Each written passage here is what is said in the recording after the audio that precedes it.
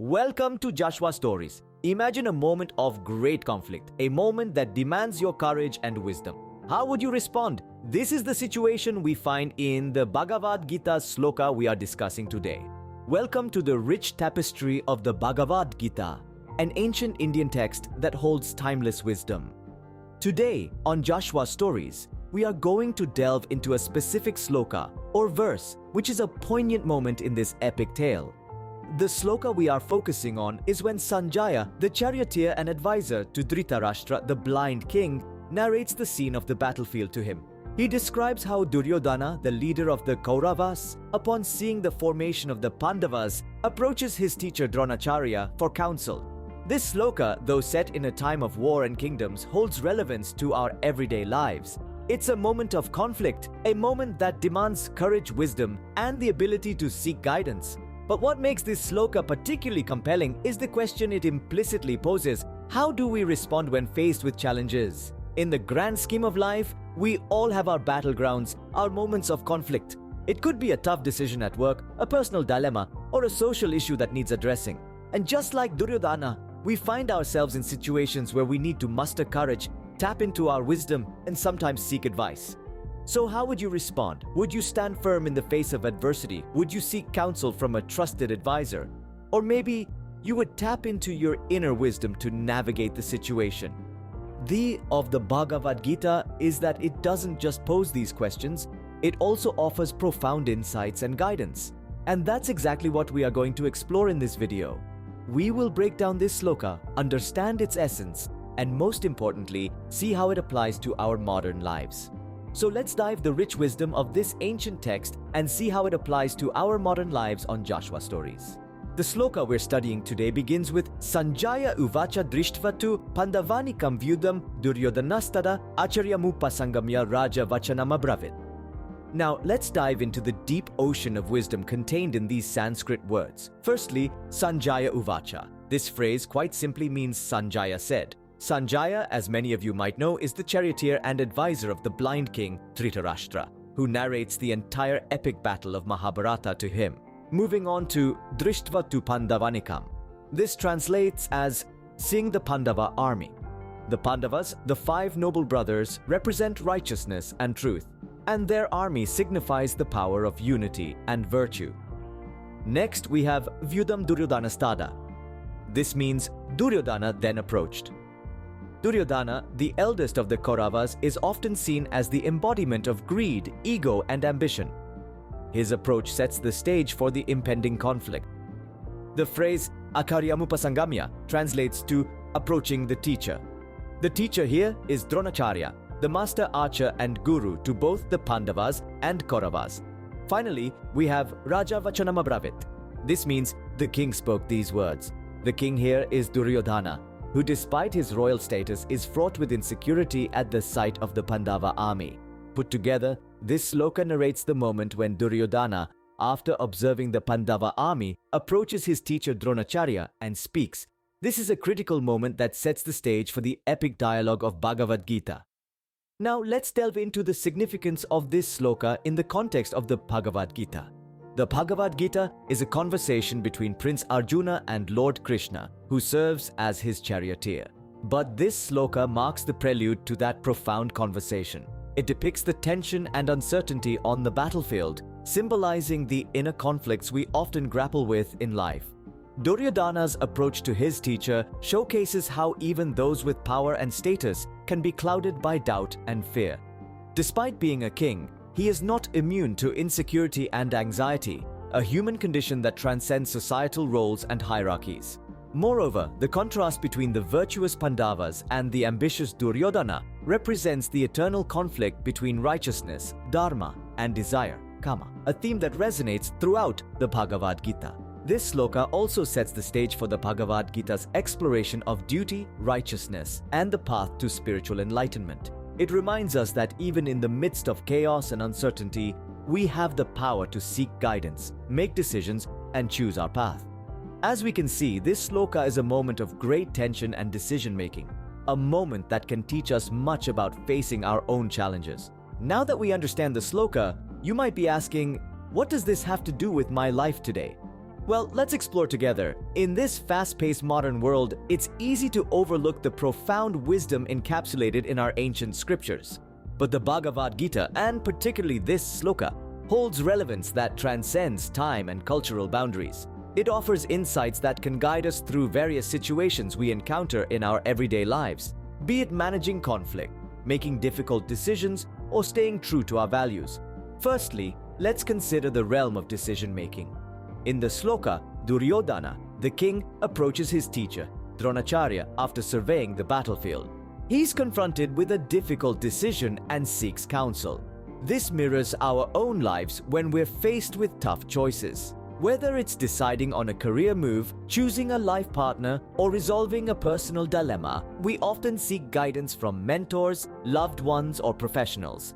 The sloka underscores the importance of seeking advice and not rushing into decisions impulsively. Secondly, the sloka's setting on the battlefield is a metaphor for our own personal conflicts. We may not be waging literal wars, but we all grapple with inner battles, struggles with self-doubt, anxiety, or guilt. Duryodhana's predicament reminds us that we're not alone in our struggles and that seeking support, be it from a trusted friend or a mental health professional, can be an essential step towards overcoming our personal battles. Next, let's talk about managing external conflicts. Duryodhana is on the brink of a great war, a conflict of epic proportions.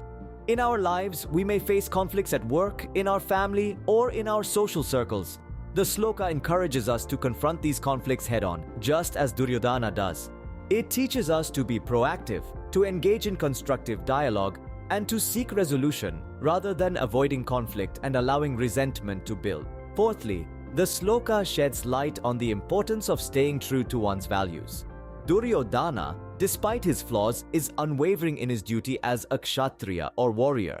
He's committed to the path he believes is right, even in the face of imminent war. In our lives too, we are often tested. The sloka urges us to stand firm in our convictions, even when it's challenging or unpopular.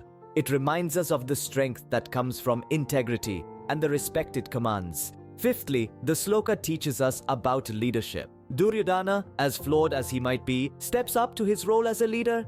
He doesn't shy away from his responsibilities and seeks guidance when needed. In our lives, whether we're leading a project at work, a team in a sports game, or our family at home, we're encouraged to embrace our leadership roles with courage and humility. Moving on to the sixth relevance, the sloka provides insights into the teacher-student relationship. Duryodhana goes to his teacher seeking counsel. This highlights the importance of lifelong learning. In our lives, this could translate to continually seeking knowledge, staying curious, and valuing the wisdom of those more experienced than us. Next, the sloka speaks to the human condition of fear and anxiety. Duryodhana's anxiety about the impending war is palpable. It serves as a reminder that fear is a universal human experience. It encourages us to acknowledge our fears, to understand that it's okay to be anxious, and most importantly, to seek help when our fears become overwhelming. Eighthly, the sloka emphasizes the importance of communication. Duryodhana communicates his concerns to Dronacharya clearly and directly. This teaches us to express our thoughts, concerns, and feelings openly, fostering better relationships and understanding. Ninthly, the sloka offers a lesson in humility. Duryodhana, a king, approaches his teacher with humility, acknowledging the need for guidance. This reminds us that humility is a virtue, irrespective of our status or achievements, and encourages us to practice it in our daily lives. Lastly, the sloka offers guidance on dealing with uncertainty. Duryodhana stands on the precipice of an uncertain future, much like we often do in our lives. It teaches us to face uncertainty with courage and conviction, reminding us that we can navigate the unknown one step at a time. In each of these situations, we can find guidance and wisdom in this ancient sloka. Whether we're dealing with personal conflicts, facing tough decisions, or navigating uncertain futures, the sloka serves as a compass, guiding us towards wisdom and resilience. It is more than just an ancient text, it's a timeless guide for life, as relevant today as it was thousands of years ago. Understanding the sloka and its relevance is one thing, but how do we actually apply it to our lives? Let's dive into the practical application of the lessons from the sloka in each of the 10 situations we discussed earlier. First, in the context of personal conflicts. When faced with disagreements, remember the sloka. It reminds us to approach the situation with understanding and respect, much like Duryodhana approaching his teacher Dronacharya.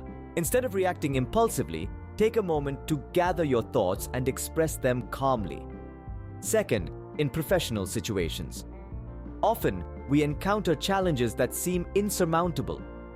The sloka serves as a reminder that even the mightiest warriors had to face their fears and doubts. Don't let challenging situations deter you. Instead, see them as opportunities for growth and learning. Third, let's consider social interactions. The sloka illustrates the importance of communication. Duryodhana did not keep his concerns to himself but voiced them to his teacher. Similarly, in our social lives, it's essential to express ourselves openly and honestly, fostering stronger and more meaningful relationships. The fourth situation is about dealing with failure. The sloka reminds us that even the greatest warriors faced setbacks. Rather than letting failure dishearten us, we should use it as a stepping stone towards success. Remember, every stumble is an opportunity to rise stronger. Fifth, when dealing with success, the sloka teaches us humility. Duryodhana, despite being a prince, sought advice from his teacher. Success should not breed arrogance, but should encourage us to continue learning and growing. The sixth situation is about decision-making. The sloka encourages us to seek counsel when in doubt. Just as Duryodhana turned to his teacher for guidance, we too should not hesitate to seek advice when faced with tough decisions. Seventh, in times of change. The sloka echoes the inevitability of change as depicted by the two opposing armies ready for battle. When faced with change, instead of resisting, we should embrace it, understanding that it's a part of life's journey.